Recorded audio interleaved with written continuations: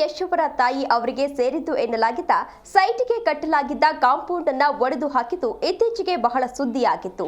ಹಾಸನದಲ್ಲಿ ಯಶ್ ಅವರ ತಾಯಿ ಪುಷ್ಪಾ ಅವರಿಗೆ ಸೇರಿದ ಮನೆಗೆ ಹೊಂದಿಕೊಂಡಂತೆ 125x45 ಅಳತೆಯ ಸೈಟ್ಗೆ ಪುಷ್ಪಾ ಅವರು ಕಾಂಪೌಂಡ್ ಅನ್ನ ಹಾಕಿದ್ರು. ಈ ಕಾಂಪೌಂಡ್ ಅನ್ನ ದೇವರಾಜು ಎಂಬುವರು ಜೆಸಿಬಿಯನ್ನ ಬಳಸಿ ಒಡೆದು ಹಾಕಿದ್ರು. ಆದ್ರೆ ಇದನ್ನ ಯಶ್ ತಾಯಿ ಖಂಡಿಸಿ ಪೊಲೀಸ್ ಠಾಣೆಗೆ ಭೇಟಿ ನೀಡಿ ದೂರು ಕೂಡ ನೀಡಿದ್ರು. ವಕೀಲರ ಸಹಾಯದಿಂದ ನ್ಯಾಯಾಲಯದಲ್ಲಿ ದಾವೆ ಸಹ ಹೂಡಿದ್ರು. ಆದ್ರೆ ಇದೀಗ ನ್ಯಾಯಾಲಯದಲ್ಲಿ ಪುಷ್ಪಾ ಅವರಿಗೆ ಹಿನ್ನಡೆಯಾಗಿದೆ.